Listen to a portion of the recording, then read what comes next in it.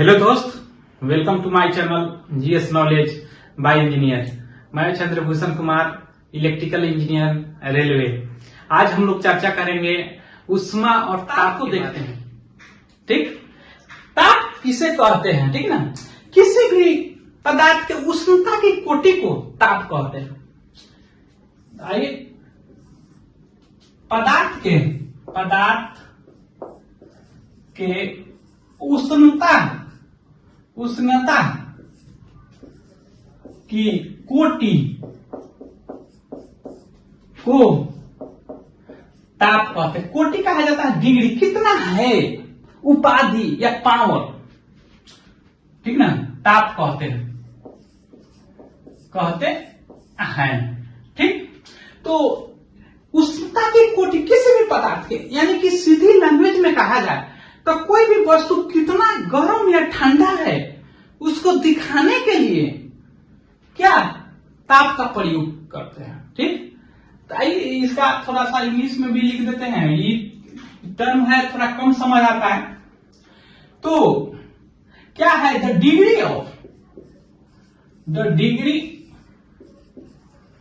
Of coldness oblique hotness is called temperature।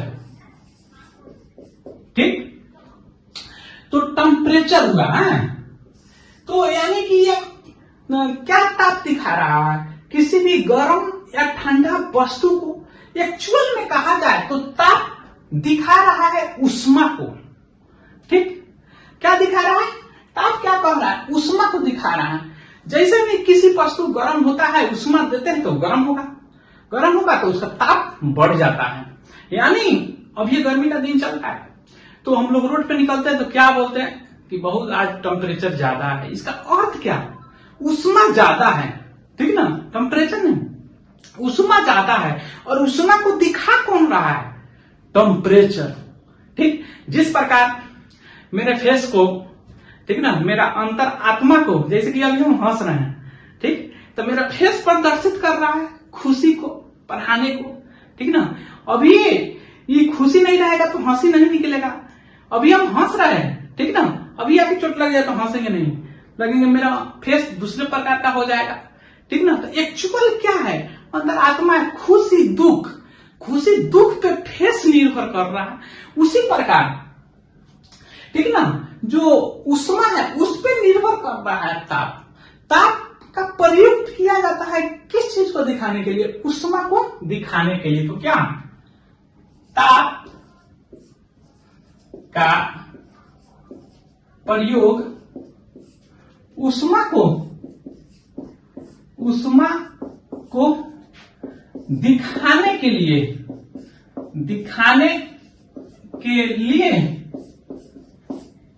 किया जाता है। समझ आया? ऐसा एक्चुअली है क्या? ताप निर्भर किस पे रह रहा है? उष्मा पर। अब पूछेगा कैसे? चलिए आइए देखिए। किसी भी ताप को गर्म किया जाता है तो उसका किसी भी वस्तु को, पदार्थ को गर्म उष्मा दिया जाता है तो वह उसका ताप बढ़ जाता है। किसी भी पदार्थ को उष्मा देने पर ताप बढ़ जाता है और कम करने पर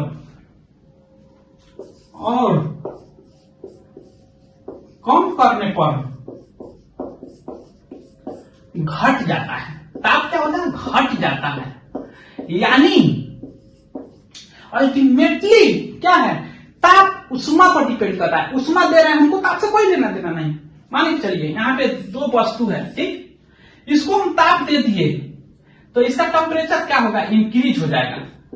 ठीक, इसका टेम्परेचर इंक्रीज, हमको ताप नहीं देख रहे हैं, हम उष्मा को देख रहे हैं, उष्मा को हीट कर दिए। ठीक ना, इसको जितना है टेम्परेचर उसे कम कर दिए। ठीक ना, तो ये उष्मा कम कर दिए, यानी कि इसको हम लोग ठंडा कर दिए, उष्मा ले लिए इससे, तो इसका क्या जो टेम्परेचर होगा अपने आप गिर जाएगा। पता है, समझ में? जैसे देख लीजिए कि गर्म चीज है, गर्म, हम ताप नहीं देख रहे हैं, हम बर्फ को हाथ लगाइए, उष्मा जो है बर्फ का अपने आप टेम्परेचर गिर जाएगा, ठीक ना, उस पर गर्मी पड़े। वहीं आप लोहा पे हाथ लगाइए, ठीक ना, आपका जो हाथ का टेम्परेचर है अपने आप बढ़ जाएगा। ठीक, तो टेम्परेचर किस पे डिपेंड कर रहा है? उष्मा पे। तो अब आते हैं, देखते हैं, ये तो देख लिए ताप। अब ताप जो है उष्मा पर डिपेंड करता है, और उष्मा अणु पे डिपेंड करता है, गतिज ऊर्जा पे डिपेंड करता है। ठीक, तो क्या बोलेंगे, जो ताप है, ताप पदार्थ के औसत गतिज ऊर्जा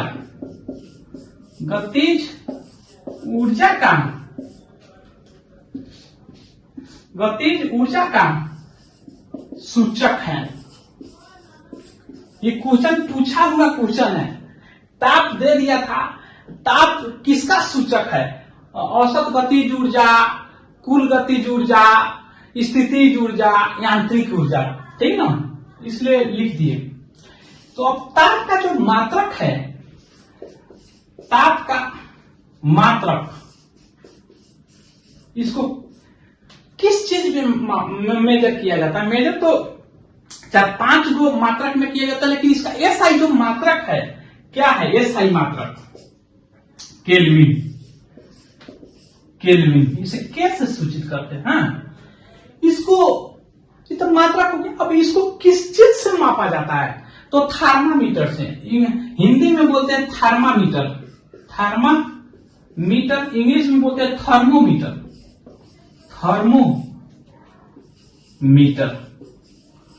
ठीक, अब बात समझ है? अब हम लोग देख लेते हैं कि ताप को किस किस मात्रक में मापा जाता है। तो देखते हैं कि ताप को जो है किस किस मात्रक में, उसका स्केल, मापने का स्केल कौन कौन है, ठीक ना, स्केल।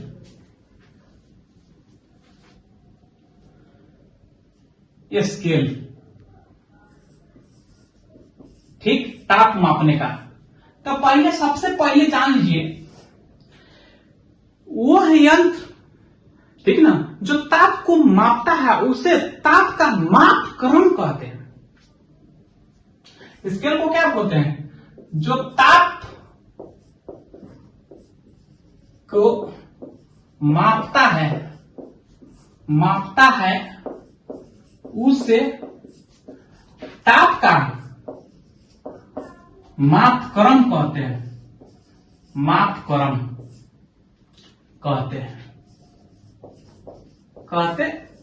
समझ है? अब देखिए, इसको ताप को किस किस चीज पे मेजर किया जाता है, इसका मापक्रम को देख लेते हैं। मापक्रम, वही स्केल बोला जाता है जनरल भाषा में, लेकिन टेक्निकल भाषा में मापक्रम बोला जाता है। ठीक, तो एक में क्या हो जाएगा? डिग्री सेल्सियस, इसको संकेत इससे करते हैं, इसे सेंटीग्रेड बोलिए या डिग्री सेल्सियस बोलिए या सेंटीग्रेड भी बोला जाता है। 2 में आपका हो गया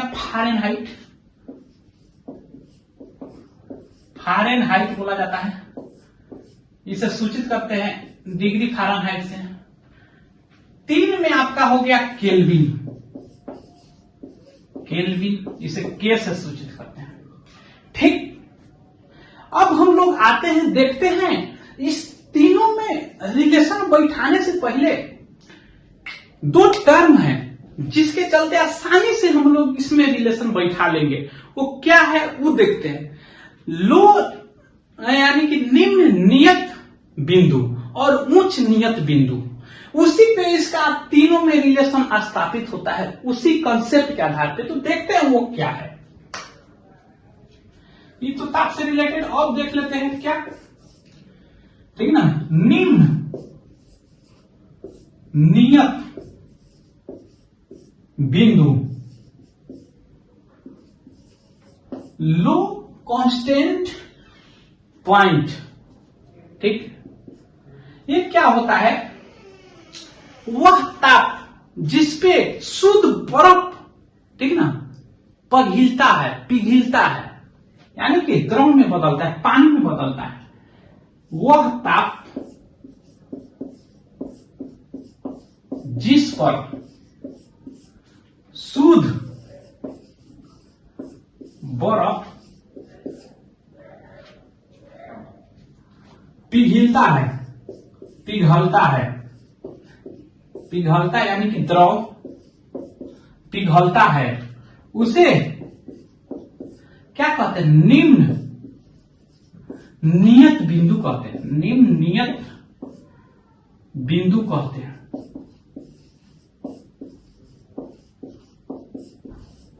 ठीक, समझ आया? निम्न बिंदु क्या है, नियत बिंदु क्या है? जिसपे बर्फ, जितना टेम्परेचर पे बर्फ क्या होता है, पानी में बदलता है, यानी कि पिघल जाता है, यानी कि 0 डिग्री सेल्सियस पे क्या होता है, बर्फ पिघल जाता है। तो आइए देखते हैं बर्फ, जैसे बर्फ का पिघलना, बर्फ का पिघलना अगर डिग्री सेल्सियस में देखा जाए तो कितना डिग्री पे होता है? 0 डिग्री सेल्सियस पे। अगर फ़ारेनहाइट में देखा जाए तो कितना फ़ारेनहाइट में होता है? आप लोग जान जाइए, 32 डिग्री फ़ारेनहाइट में, यानी कि पहले देख लेते हैं, यही केल्विन में कहा जाए तो 273 केल्विन होता है। ये तीनों, ये बर्फ जो पिघलता है, मान के चलिए यहां पे बर्फ है, ये पिघल रहा है, तो हम सेंटीग्रेड स्केल लेके गए, थर्मोमीटर जिसमें सेंटीग्रेड स्केल है, उसे मेजर किए तो 0 डिग्री आया। टेम्परेचर सेम है, ये अपना पिघल रहा है 0 डिग्री पे, इसका टेम्परेचर कितना है? 0 डिग्री पे पिघल रहा है। अब यही केल्विन लेके गए तो मेजर किए तो देखे 273 है। यही फ़ारेनहाइट लेके गए, फ़ारेनहाइट स्केल लेके जाके टेम्परेचर माप रहे हैं तो देख रहे हैं 32 डिग्री फ़ारेनहाइट है। तो ये तो सेम है, लेकिन हम लोग इंस्ट्रूमेंट जो लेके जा रहे हैं वो अलग अलग, उसमें रीडिंग क्या दिखा रहा है? अलग अलग है। तो ये तो सेम है, लेकिन रीडिंग क्या है? अलग अलग। तब कौन कितना के बराबर कौन होगा? ये तो 0 डिग्री हमेशा रहेगा जब तक पिघलेगा नहीं। तो 0 डिग्री, जैसे कि इसका 0 डिग्री सेल्सियस बराबर हो गया 32 डिग्री फ़ारेनहाइट। अब 32 डिग्री फ़ारेनहाइट बराबर 273 डिग्री केल्विन, या 273 डिग्री केल्विन बराबर 0 डिग्री। इसी को हम लोग क्या बोलते हैं? लो निम्न नियत बिंदु। समझे?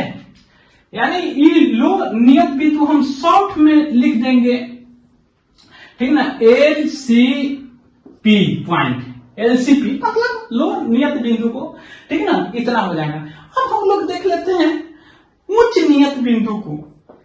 देखिए, पानी, बर्फ जिस पे पानी में बदला वो लो नियत बिंदु हो गया। अब पानी ही वाष्प में बदलेगा, वो उच्च नियत बिंदु हो जाएगा। ठीक, जिस ताप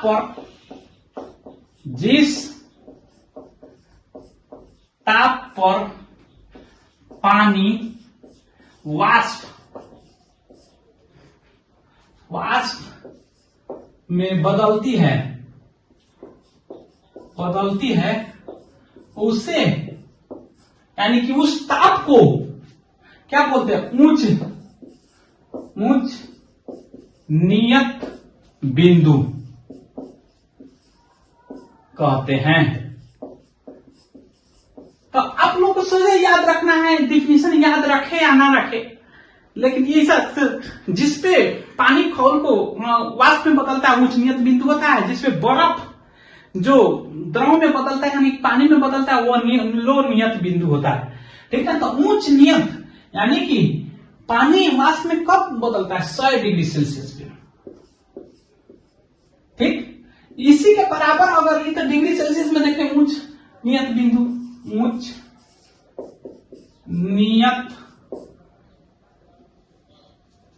बिंदु पानी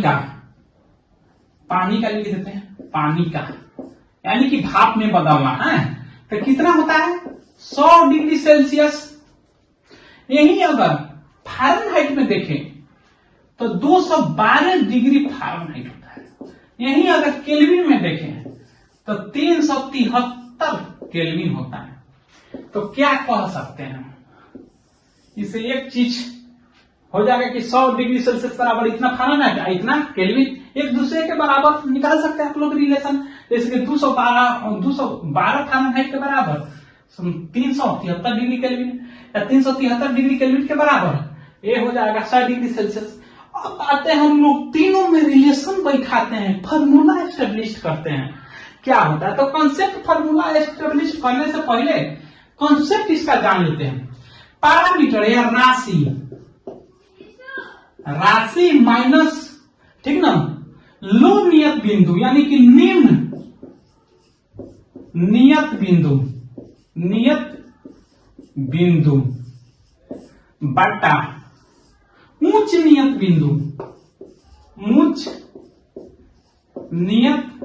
बिंदु माइनस फिर निम्न नियत बिंदु। इतना के फॉर्मूले बैठाने के लिए ही आप लोग को थोड़ा सा समझ आ जाएगा। अब देखिए, राशि कहने का अर्थ है कि डिग्री सेल्सियस, डिग्री में, फ़ारेनहाइट में, केल्विन में। अब देखिए इसी को बैठाइए। अगर हम डिग्री सेल्सियस लेते हैं, ठीक, तो डिग्री सेल्सियस का में देखिए लोअर पॉइंट कितना है, ये निम्न नियत बिंदु कितना था, 0 डिग्री पे बर्फ पानी में बदल रहा था। और उच्च नियत बिंदु क्या, पानी कितना पे वाष्प हो रहा था, 100 डिग्री पे, माइनस निम्न कितना, 0। सभी में जो माइनस घट रहा है, दोनों में निम्न नियत बिंदु ही घट रहा है। एक में सिर्फ राशि रख दे रहे हैं, अब बाटा वाला में फर्स्ट में उच्च नियत बिंदु।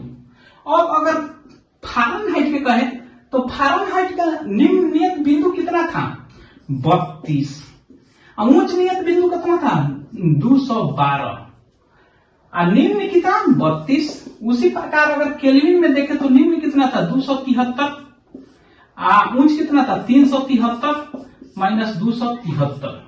अब इसी को सब काट छाट के निकालते हैं आप लोग, तो क्या आता है, C बटा 100 F माइनस 32 बटा 180, ठीक ना, आई क्या, K माइनस 273 बटा 100, यही फॉर्मूला आता है ना।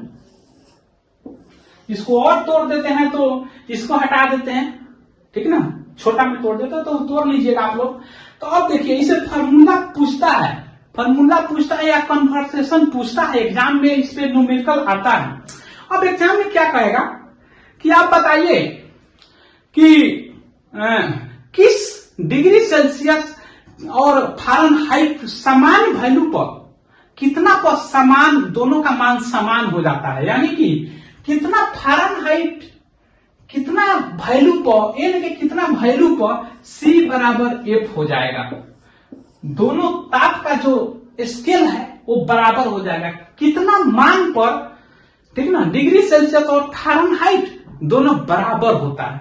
तो देखिए इसको रखिएगा दोनों बराबर, तो इफ लिख दीजिएगा यहीं पे, इफ C बराबर F, तो यहां पे क्या लिखेंगे, CA के रूप में निकाल लीजिए F, ठीक ना, यहां पे भी C कर दीजिए 32 बटा 100, 180। इसको पूरा तोड़िएगा तो C बराबर आता है आपका -40, ठीक। तो -40 के तो क्या होता है, C और C बराबर F बराबर -40, यानी -40 पर टेम्परेचर पर दोनों बराबर आता है। अब पूछता है क्या एग्जाम में कि रूम टेम्परेचर पे सर ये बॉडी का जो यथी होता है, तापमान होता है 37 डिग्री होता है, वो फ़ारेनहाइट में कन्वर्ट करें।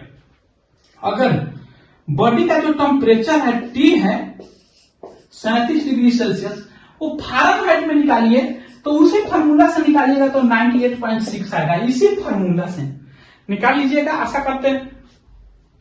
अब दूसरा चीज देखिए, ये तो दूसरा चीज हो गया। तो ये सब क्वेश्चन पूछा हुआ है एग्जाम में, इसलिए बता रहे हैं। तीसरा चीज कहता है कि परम शून्य ताप, ठीक, परम शून्य ताप कितना डिग्री सेल्सियस के बराबर होता है, या केल्विन में पूछता है कितना केल्विन बराबर परम शून्य, परम शून्य एब्सोल्यूट जीरो टेम्परेचर ताप, या वो ताप हो जाता है, वह ताप जिसमें कोई पदार्थ का मात्रा शून्य हो जाए यानी जीरो हो जाए। जिस ताप पर पदार्थ शून्य हो जाती है यानी कि वैल्यू नगण्य हो जाती है, शून्य हो जाती है,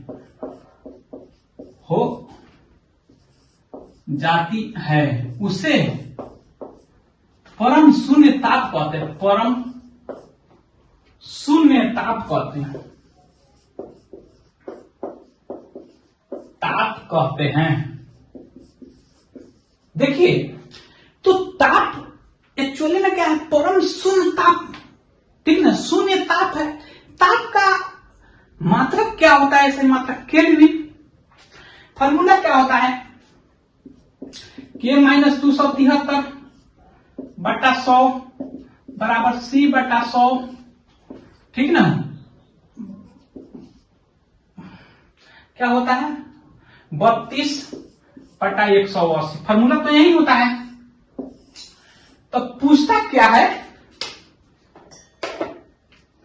कहता क्या है कि कितना ये परम शून्य ताप के अर्थ की कोई भी वैल्यू, इतना बड़ा पदार्थ है, ये शून्य ताप आ जाएगा, ठीक ना, शून्य ताप पे ये जीरो हो जाएगा, इसका कोई मात्रा नहीं हो जाएगा, इतना न सिकुड़ जाएगा, खत्म हो जाएगा, नगण्य हो जाएगा पदार्थ, इसी को परम शून्य ताप कहते हैं।